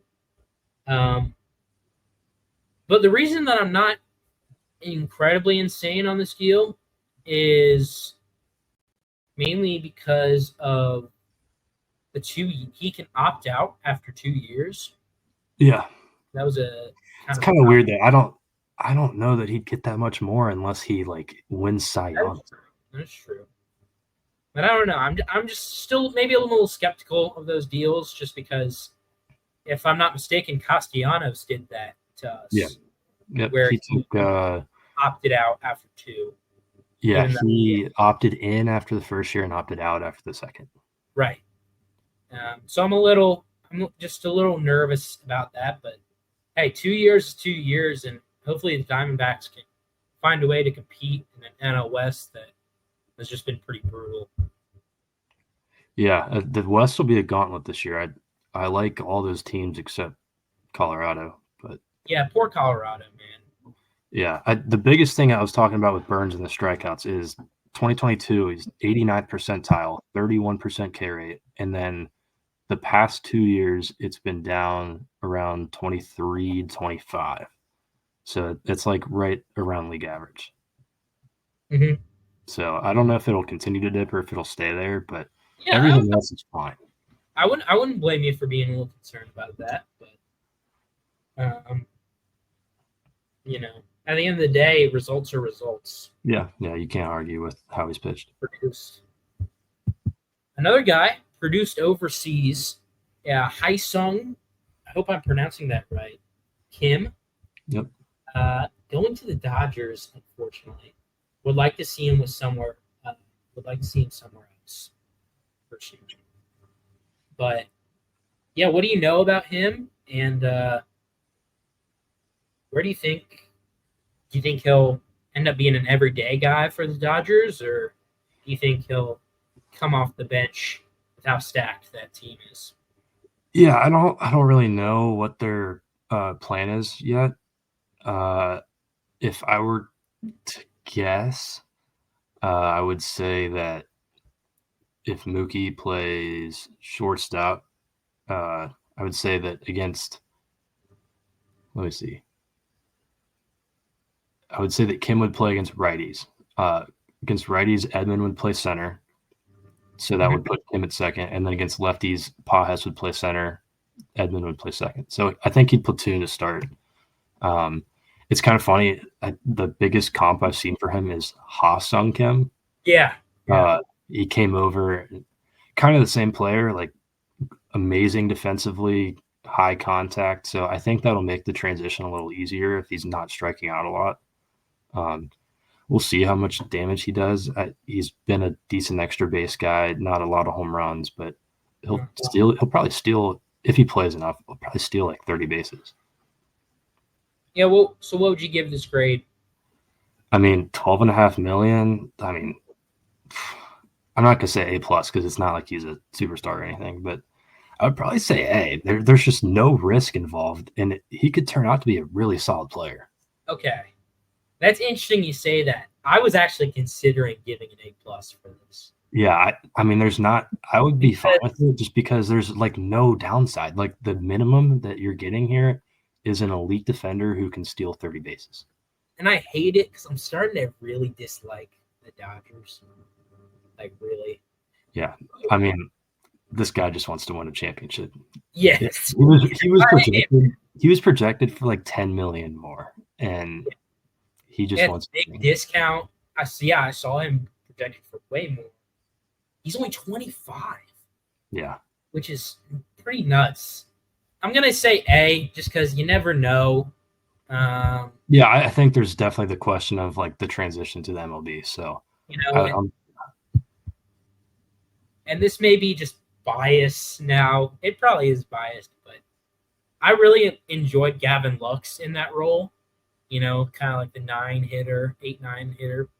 You know, yeah, I think that's the biggest thing is there's no pressure on him. No, none at all. I think this guy could be really good. I think he could be really annoying. And it's a face whenever we face the Dodgers. Like, okay, cool, we got Mookie, Freddie, and all the other great people out, but you know, he gets on, steals a base, makes a diving play. Yeah. Yeah. Good for the Dodgers.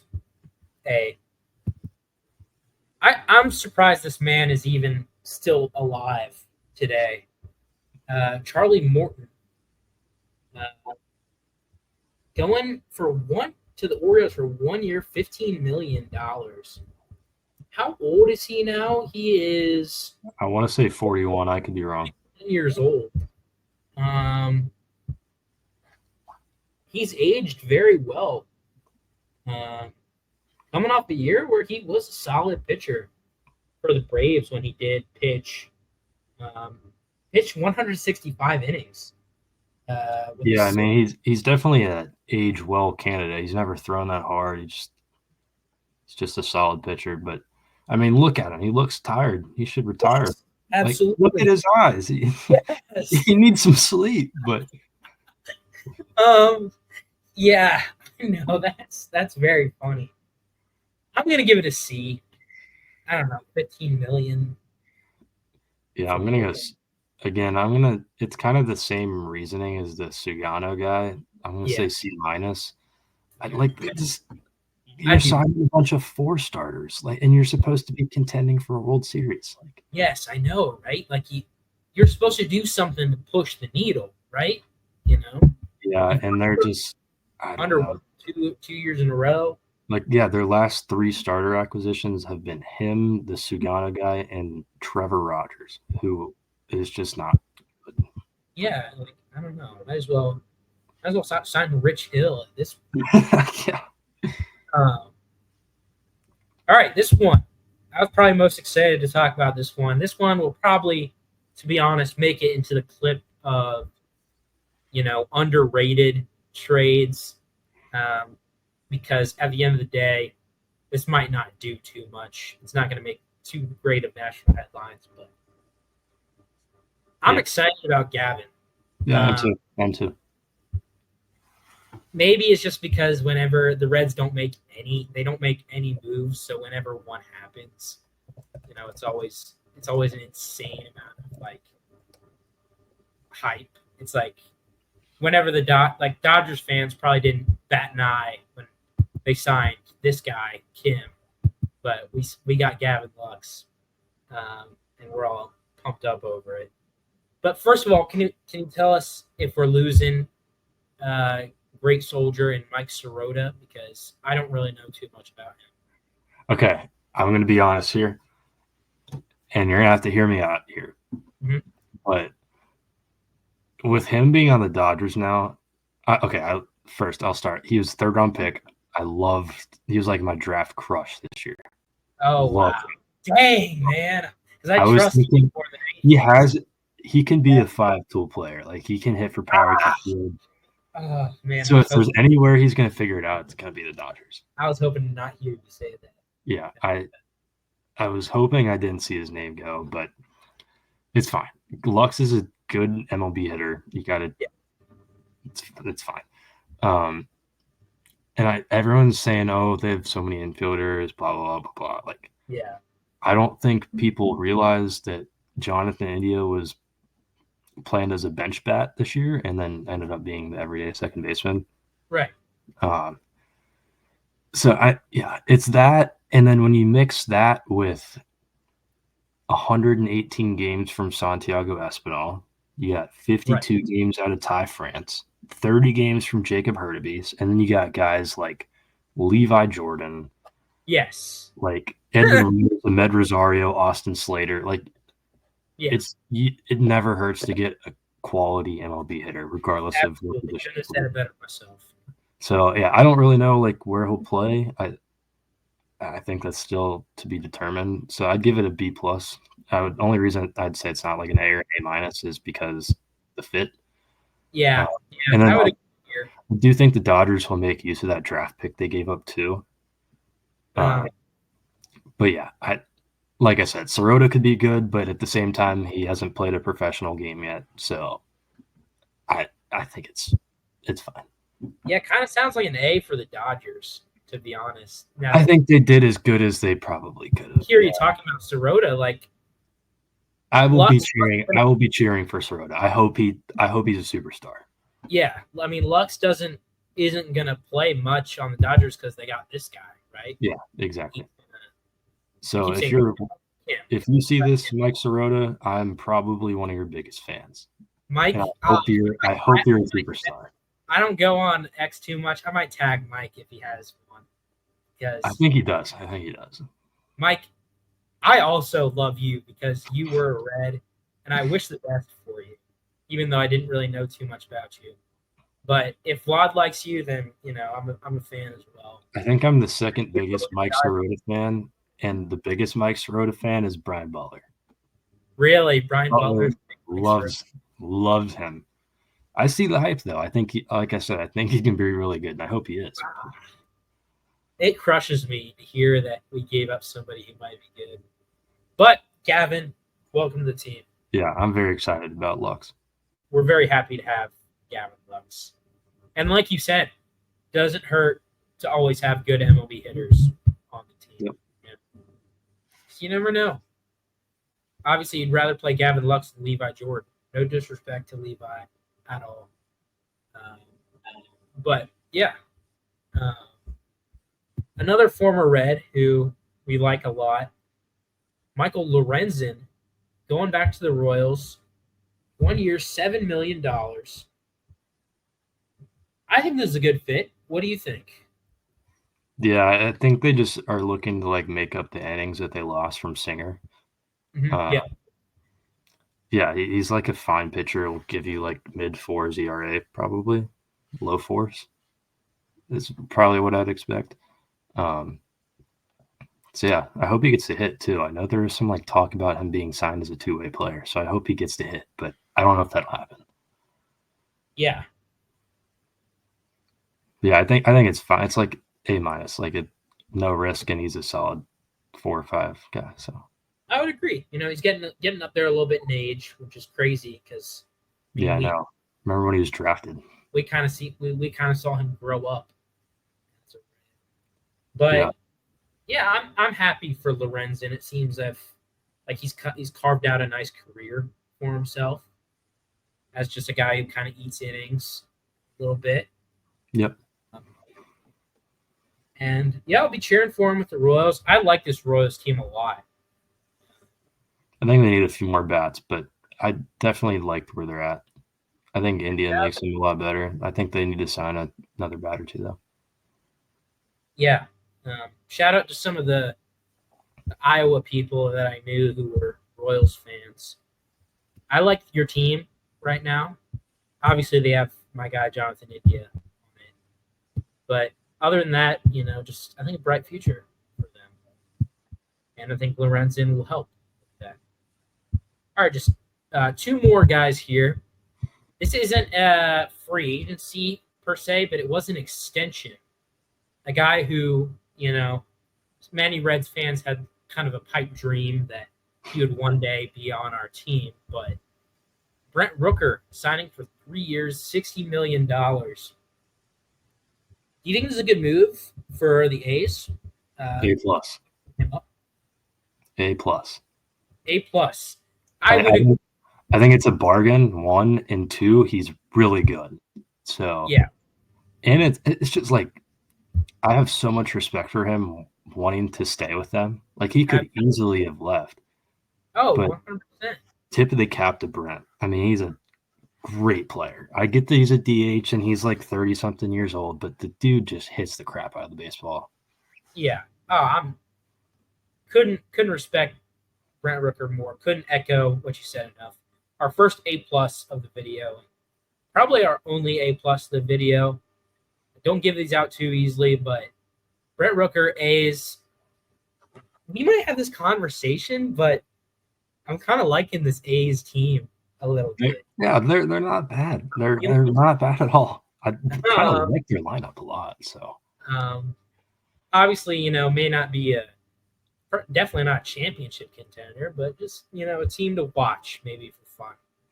Yeah, they're definitely in the like Nationals fun category of like absolutely maybe a wild card team, but at least they'll be fun.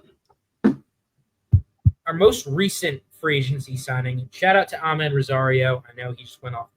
This is, as the time I was making this, the most free agency signing, most recent free agency signing. Justin Verlander, Hall of Famer, going for $15 million to the Giants. What do you think of Verlander? He's about 42 years old. Multiple-time Cy Young winner, MVP award winner. Do you think he can bounce back in his age 42 season and be a solid pitcher for the Giants? No. Or do you think he's going to be back? I think he's cooked. Okay. I watched him in person last year, and I'm not saying that like seeing him and not seeing him in person makes a difference, but he's like it was just not good. He was sitting like 91 and getting hit around and just walking people, and I don't know. Buster Posey's just signing his old friends. But I appreciate your honesty. I would agree. It's a reach. Buster Posey signing his old friends, like great. I just think he's done. I don't know. I'd give it like a D plus if I'm being honest. Yeah, D plus. 15 million. Probably just for the name of Verlander. Yeah. But if you got money to throw around, might as well. But throwing it around. The Giants are like the Blue Jays of the National League, where they have interest in everyone and no one can sign them. Yes. Yeah. Verlander, I don't know. It's just interesting. I don't know. Yeah, I don't know. Is he? Yeah, great career, but yeah, like you said, his numbers are way down. Yeah. Kind of in the twilight era of his career, Yeah. Ideally, he would have retired, in that. Obviously, he got a ton of money from the Mets, but would have been a perfect end of his career. Did the Astros win the World Series in 22? I forget. Yeah, I believe so. I mean, he finished with a 1.75 ERA. Yes, that would have been perfect. Win the Cy Young, win a World Series. Yeah, and just ride it out. Ride it out with, like, come on. You're 40 years old at that point. Good number to end on. But this is me still feeling younger. He was drafted before I was born. Oh my goodness, that is wild. So he's one of few. He might be the only one that's left, but yeah, it's crazy. To be fair to our listeners, Vlad is still a very young man, but I was an 05 birthday and drafted He was drafted in 2005, which is that it means he's played for a little while, and he's collected a lot of accolades. But yeah, Verlander. Hope he and Buster Posey, get along. Yeah, for his sake, I hope he's like decent to finish his career out. But yeah, and yeah, for anyone who stuck through this whole thing, we appreciate you. There's a few real big fans of ZVJ Media who have come around every video, so we appreciate you for that. We're doing this just for fun. Maybe one day it can be something more, but we're just doing it for the love of the game, and hopefully you all enjoy, whether you're watching on clips or if you did watch the whole thing. We appreciate you, and have a good night.